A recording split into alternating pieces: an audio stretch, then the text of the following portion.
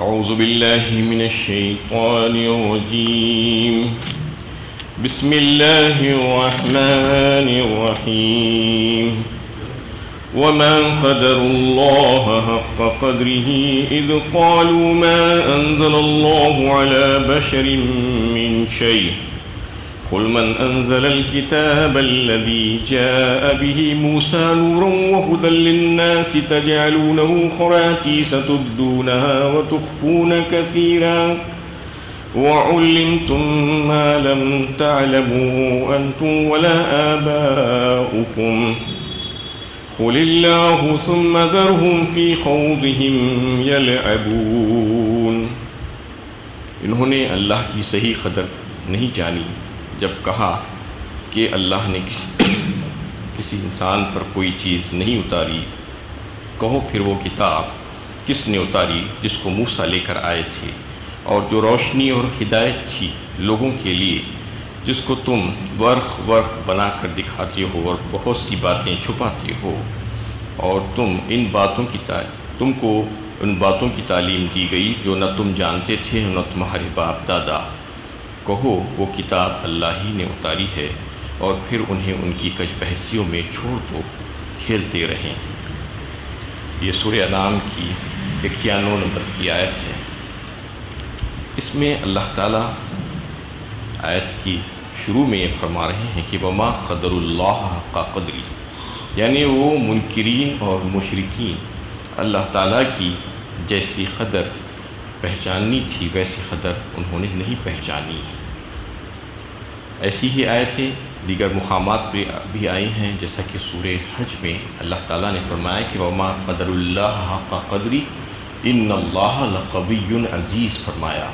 نے اللہ تعالیٰ کی قدر انہوں نے نہیں پہچانی جیسی پہچاننی واجب تھی کہ بے شک اللہ تعالیٰ بڑا ہی زور آور، زبردست قوت والا، غالب ہے. اور سورہ زمر 24ویں پاری میں بھی اللہ تعالیٰ نے اسی قسم کی ایک آیت مختلف الفاظ کے ساتھ وہاں پر بھی ہے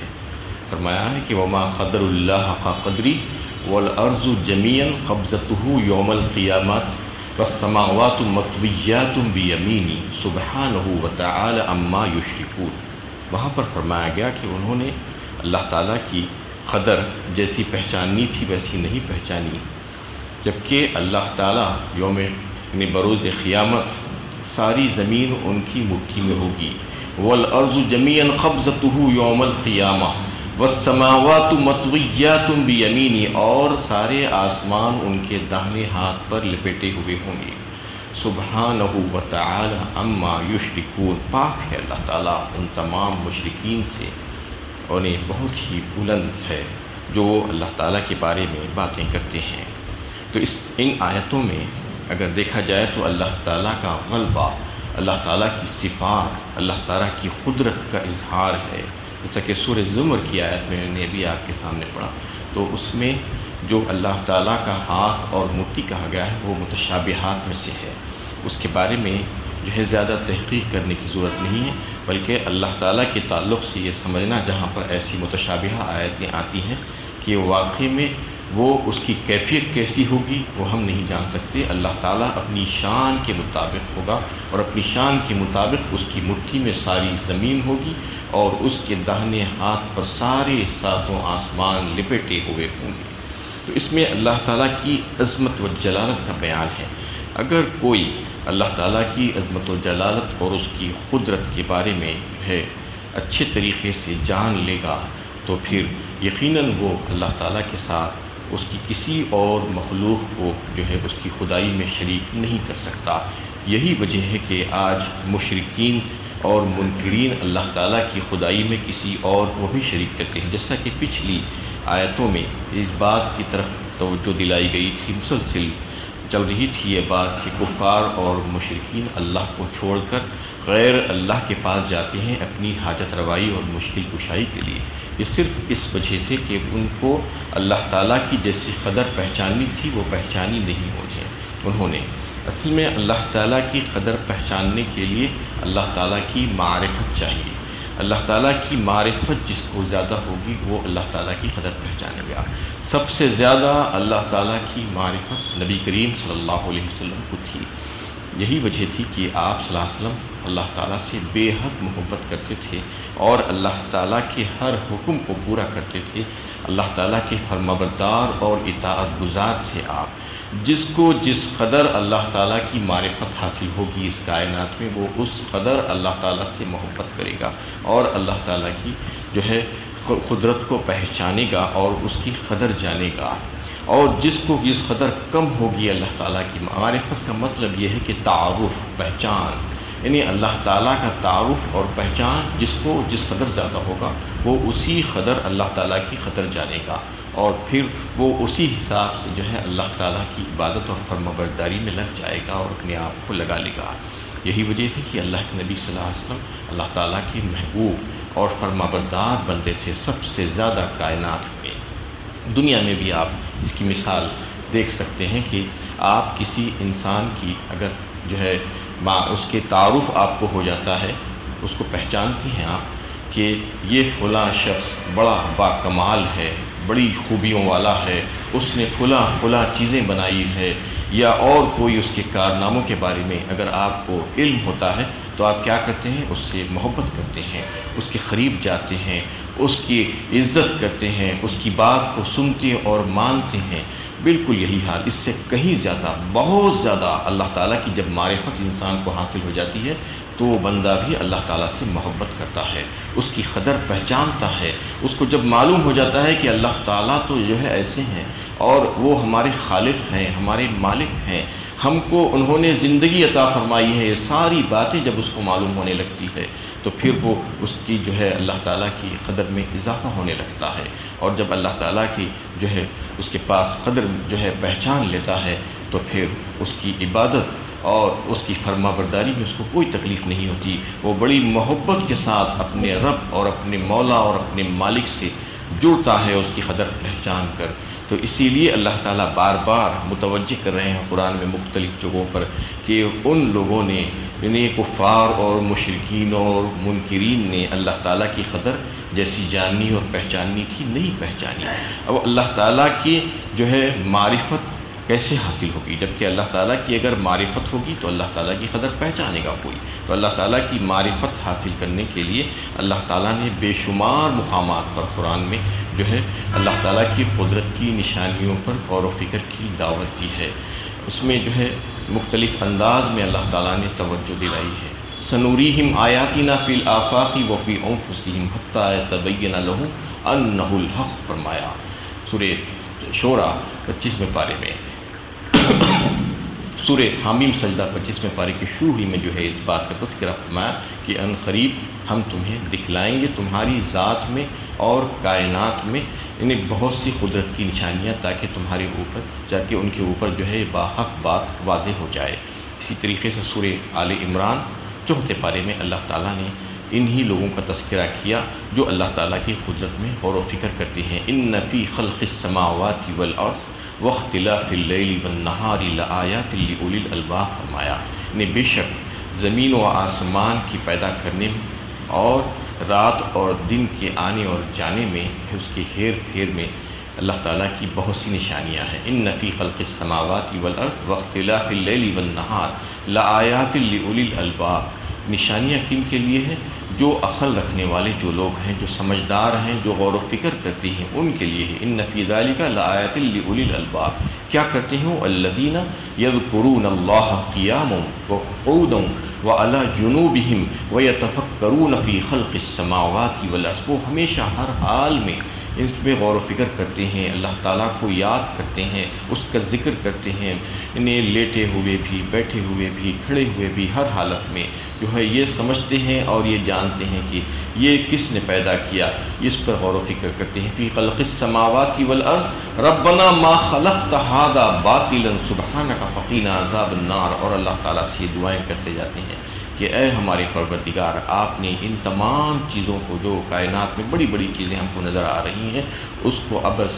بیکار فالتو میں نہیں بنایا، بلکہ اس کا کوئی مقصد ہے، ان تمام چیزوں کی تخلیق کا کوئی مقصد ہے۔ اور پھر اللہ تعالیٰ سے دعا کرتے ہیں کہ آپ ہمیں آگ کے عذاب سے بچا لیجئے۔ انہیں اللہ تعالیٰ کی قدرت کا ان کو اندازہ ہوتا ہے کائنات میں اتنی بڑی بڑی چیزوں کو دیکھ کر۔ ان فی خلق السماوات والارض واختلاف اللیل والنہار والفلک التي تجری فی البحر بما ينفع الناس وما انزل اللہ من السماء من ماء فاحیا به الارض بعد موتها وبث فيها من كل دابة وتصريف الرياح والسحاب المسخر بين السماء والارض لآیات لقوم یعقلون۔ بڑی تفصیل کے ساتھ اللہ تعالیٰ نے سورہ بقرہ دوسرے پارے میں اور مزید اللہ تعالیٰ کی قدرت کی نشانیوں کو جو ہے پیش کیا ہے تاکہ بندہ اس میں غور و فکر کر سکے۔ اس میں بھی جو ہے یہیں سے بات شروع ہوئی ہے کہ بے شک آسمان و زمین کی پیدائش، اور پھر ان فی خلق السماوات والارض واختلاف اللیل والنہار، رات اور دن کا آنا جانا، ان فی خلق السماوات والارض واختلاف اللیل والنہار والفلک التی تجری فی البحر بما ینفع الناس، فرمایا وہاں پر جو کشتی جو ہے سمندر میں ادھر سے ادھر پانی کے بڑے بڑے جہاز سامان کو لیے ہوئے پھرتے ہیں لوگوں کے فائدے کی خاطر، یعنی پانی کو چیرتے ہوئے، وہ اس میں بھی جو ہے نشانیاں ہیں۔ وما انزل اللہ من السماء من ماء، اور آسمان سے بارش کا برسانا، اور پھر اس کے بعد مردہ زمین کو زندہ کر دینا، فاحیا به الارض من بعد موتها وبث فیہا من کل دابہ، اور یعنی زمین پر بہت سے جانداروں کو پھیلا دینا، وبث فیہا من کل دابہ وتصریف الریاح والسحاب المسخر بین السماء والارض، اور ہواؤں کا ادھر سے ادھر رخ بدلنا اور بادلوں کا زمین اور آسمان کے درمیان مسخر ہونا، یہ اتنی بڑی بڑی چیزیں ہیں اللہ تعالیٰ کی قدرت کی نشانیاں۔ اس میں اگر انسان غور و فکر کرے تو اس کو اس بات کا اندازہ ہو سکتا ہے کہ اس کو کس نے پیدا کیا۔ یقیناً اس کے پیچھے ایک بڑی ہستی ہے جو ان تمام چیزوں کو پیدا کر کے اس کو چلا رہی ہے، اس کی تدبیر کر رہی ہے۔ یہ اندازہ ہونے کے بعد وہ جو ہے اللہ تعالیٰ کی قدرت کو جانے گا اور اللہ تعالیٰ کی قدر پہچانے گا۔ یہی وجہ ہے کہ قرآن میں بار بار ایسی دلائل اور ایسی مثالیں اللہ تعالیٰ پیش کرتے ہیں کہ تم غور و فکر کرو، قدرت کی ان نشانیوں پر غور و فکر کرو۔ چلتے پھرتے صبح سے شام تک تم اس کے اوپر سے گزر جاتے ہو، لیکن آنکھ کھول کر نہیں دیکھتے۔ آنکھ کھول کر دیکھو تو بات سمجھ میں آ جائے گی، اللہ تعالیٰ کا وجود محسوس ہونے لگے گا تم کو، اس کی قدرت، اس کی صفات میں جو ہے اگر تم غور و فکر کرو گے تو تم کو معلوم ہوگا کہ ایک ایسی ہستی ہے، ایک طاقت ہے جو ان تمام چیزوں کو، کارخانے حیات کو، اس دنیا کو چلانے والی ہے۔ تو اس میں بھی اللہ تعالیٰ نے اسی کی طرف متوجہ کرتے ہوئے کہا کہ وہ کفار اور مشرکین اللہ تعالیٰ کی صحیح قدر انہوں نے نہیں پہچانی تھی، اس لیے انہوں نے ایک الزام لگا دیا تھا، اس کا تذکرہ یہاں پر اللہ تعالیٰ فرما رہے ہیں اس آیت میں، اذ قالوا ما انزل اللہ ولا بشر من شیء، کہ جب انہوں نے کہا کہ اللہ تعالیٰ نے کسی انسان پر کوئی چیز نہیں اتاری، یہ الزام انہوں نے یہ لگا دیا کہ کوئی کتاب وغیرہ نہیں اتاری گئی ہے، آپ صلی اللہ علیہ وسلم پر قرآن نازل فرمایا گیا،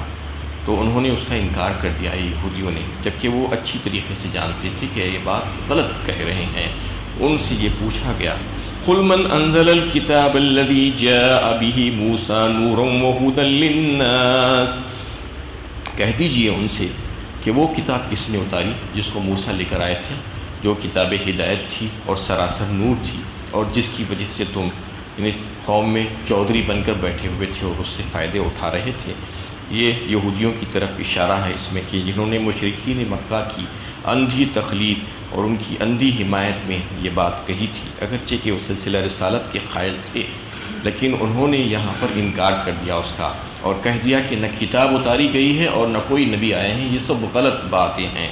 اور یہ کہہ دیا کہ ایسی باتیں کہہ رہے ہیں، یہ غلط بات ہے، جبکہ وہ سلسلہ رسالت کے قائل تھے اور موسیٰ علیہ السلام کو نبی اور تورات کو خدا کی کتاب مانتے تھے، لیکن اس بات کو ماننے کے لیے تیار نہیں تھے کہ ان کے خاندان سے باہر کوئی نبی مبعوث ہو سکتا ہے۔ یہی وجہ تھی کہ ضد اور ہٹ درمی کی وجہ سے وہ ماننے کے لیے تیار نہیں تھے کہ ہمارے خاندان میں آنا چاہیے تھا، ہمارے خاندان سے ہٹ کر بنو اسماعیل میں کیسے نبی آ گیا، ہم تو اس بات کے منتظر تھے کہ جیسا کہ اس سے پہلے سے ہمارے خاندان میں نبیوں کا سلسلہ جاری تھا، ویسا ہی جو ہے یہ آخری نبی بھی ہمارے ہی خاندان میں آتے۔ اس ہٹ دھرمی کی بنا پر انہوں نے اس حقیقت ہی کو تسلیم کرنے سے انکار کر دیا اور کہہ دیا کہ اللہ تعالیٰ نے کسی بھی انسان پر کلام نازل نہیں کیا ہے۔ ان کی اس بات پر گرفت کرتے ہوئے دو باتیں یہاں پر ارشاد فرمائی گئی کہ یہ جو ہے نزول وحی کا جو منکر ہے در حقیقت اللہ تعالیٰ کی جو حکمتیں ہیں اس کا بھی منکر ہے، اس وجہ سے کہ اللہ تعالیٰ نے انسان کی تمام ضروریات کی تکمیل کے لیے جو ہے سارے سامان یہاں پر دنیا میں رکھ دیے ہیں، تو پھر اللہ تعالیٰ انسان کی ہدایت اور رہنمائی کے لیے کچھ بھی نہیں کرتا؟ ایسے کیسے ہو سکتا تھا؟ یہ ممکن ہی نہیں تھا، جبکہ اللہ تعالیٰ نے انسان کی چھوٹی چھوٹی ضروریات کا لحاظ کیا ہے اس کی زندہ رہنے کے لیے، اس کی زندگی کے لیے، تو پھر اس کی آخرت کی کامیابی کے لیے یہ جو ہے اللہ تعالیٰ ہدایت اور رہنمائی کا سلسلہ کیسے چھوڑ سکتا تھا؟ یہ ممکن نہیں تھا، جبکہ اللہ تعالیٰ نے اس کے لیے ایک باضابطہ انتظام کیا۔ آسمان سے کتابوں کو نازل فرمایا گیا، انبیاء کرام کو بھیجا گیا پے در پہ، اور لوگوں کو بتایا گیا کہ اللہ تعالیٰ کی پسند اور ناپسند کیا ہے، خیر اور شر کیا ہے، اللہ تعالیٰ کن چیزوں سے راضی ہوتے ہیں اور کن چیزوں سے ناراض ہوتے ہیں۔ یہ ساری باتیں اللہ تعالیٰ نے اپنے پیغمبروں کے ذریعے سے کھول کھول کر رکھ دی۔ اور دوسری بات یہ ہے کہ وہ متضاد باتیں کہتے ہیں، ایک طرف تو نزول وحی کا انکار کرتے ہیں اور دوسری طرف موسیٰ علیہ السلام کو نبی اور تورات کو اللہ کی وہ کتاب بھی مانتے ہیں۔ یہ کیسے ہو سکتا ہے؟ ایک وقت تو یہ کہتے ہیں کہ موسیٰ علیہ السلام اللہ کے نبی ہیں اور تورات آسمان سے نازل شدہ کتاب ہے جو موسیٰ علیہ السلام لے کر آئے ہیں، اور دوسری جانب یہ کہتے ہیں کہ یہ کتاب یعنی قرآن کو نہیں ماننے کے لیے ضد اور ہٹ دھرمی کی وجہ سے کہ کوئی کتاب اللہ تعالیٰ نے نازل نہیں فرمائی، یہ جھوٹ ہے اور یہ لوگوں کی جو ہے افتراء پروازیاں ہیں۔ اس میں اللہ تعالیٰ نے ان کے تعلق سے یہی کہا کہ یہ جو چودھری بن کر بیٹھے ہوئے ہیں وہ کس کتاب کی ہیں اور یہ کتاب ان کو کس نے دی ہے، جبکہ ان کو پتہ ہے کہ یہ کتاب موسیٰ علیہ السلام لائے ہیں۔ اور پھر اور ایک بات یہاں پر فرمائی، قُلْ مَنْ أَنزَلَ الْكِتَابَ الَّذِي جَاءَ بِهِ مُوسَىٰ نُورًا وَهُدًى لِلنَّاسِ تَجْعَلُونَهُ خَرَاطِيسَ تُبْدُونَهَا وَتُخْفُونَ كَثِيرًا، یعنی تم جس کتاب کو مانتے ہو تورات کو، اور تم نے یہ مان لیا ہے کہ یہ کتاب اللہ تعالیٰ کے پاس سے آئی ہے، اس میں ہدایت اور روشنی اور نور ہے، اس کے باوجود تم نے اس کو متفرق کر دیا، ورق کر دیا، خراطیس تبدونہا وتخفون کثیرا، یہ اس وجہ سے کہ تم اس کے کچھ صفوں کو چھپا ڈالتے ہو اپنی مرضی سے اور کچھ کو ظاہر کر دیتے ہو، یعنی اپنی مرضی سے اس میں جو ہے چلاتے تھے اپنی، جہاں پر ضرورت محسوس ہوئی کچھ فائدہ نظر آیا وہاں پر وہ جو ہے حکم کو ظاہر کر دیا، جہاں پر جو ہے دل نہیں چاہا کچھ فائدہ نظر نہیں آیا وہ حکم کو چھپا دیا، وہ ورق کو ہی وہاں سے نکال دیا۔ ایسا ہی آپ صلی اللہ علیہ وسلم کے تعلق سے ان کی کتابوں میں جو اللہ تعالیٰ نے جو ہے پیشین گوئیاں فرمائی تھی، اور آپ صلی اللہ علیہ وسلم کے تعلق سے بہت سی باتیں جو ہے ان کی کتابوں میں آ گئی تھی، اس کو جو ہے انہوں نے ظاہر نہیں کیا۔ الذین آتیناہم الکتاب یعرفونہ کما یعرفون ابناءہم وان فریقا منہم لیکتمون الحق وہم یعلمون، فرما دیا گیا اس میں جو ہے دوسرے ہی پارے میں سورہ بقرہ میں کہ وہ لوگ جو ہے نبی صلی اللہ علیہ وسلم کو اس طریقے سے پہچانتے ہیں جس طریقے سے اپنے بیٹوں کو پہچانتے ہیں، لیکن اس کے باوجود انہوں نے حق کو چھپا دیا، یہ ضد اور ہٹ دھرمی کی وجہ سے انہوں نے ایسا کیا۔ تو اس میں بھی اللہ تعالیٰ نے یہ تذکرہ کیا کہ جس کتاب کو تم مانتے ہو کہ یہ آسمانی کتاب ہے، اس کے باوجود اس کے ساتھ بھی تمہارا معاملہ یہ ہے کہ اس کو ورق کر کے اس میں سے جو ہے کچھ حصوں کو چھپاتے ہو، کچھ حصوں کو ظاہر کرتے ہو اپنی پسند اور مرضی کے مطابق۔ وَعُلِّمْتُم مَّا لَمْ تَعْلَمُوا أَنتُمْ وَلَا آبَاؤُكُمْ، اور اس کتاب میں یعنی قرآن کریم میں تو اللہ تعالیٰ نے ساری کتابوں کا مجموعہ رکھ دیا ہے، تمہاری پچھلی جتنی بھی کتابیں آ گئی تھی آسمانی کتابیں، ان ساری کتابوں کو چونکہ تحریفات ہو چکی تھی اس کو منسوخ کر دیا گیا اور وہ ساری کتابوں کو قرآن میں لا کر جمع کر دیا گیا، اور اس میں وہ علم دیا گیا ہے اس کا علم تم کو اور تمہارے باپ داداؤں کو اس سے پہلے نہیں دیا گیا تھا۔ انتم ولا آباؤکم قل اللہ ثم ذرہم فی خوضہم یلعبون، اور پھر کہہ دیا گیا نبی صلی اللہ علیہ وسلم سے کہ کہہ دو کہ یہ کتاب اللہ ہی نے اتاری ہے، اور اتنا سب کچھ ان کو سمجھانے کے باوجود بھی اگر وہ نہیں ماننا چاہتے تو نہ مانیں، بحث کر رہے ہیں تو ان کو بحث کرتے ہوئے چھوڑ دو، ان کو کھیل تماشے میں رہنے دو، ان کا حشر جو ہے کیا ہونے والا ہے وہ اللہ تعالیٰ ان سے نمٹ لیں گے۔ وآخر دعوانا الحمدللہ رب العالمین۔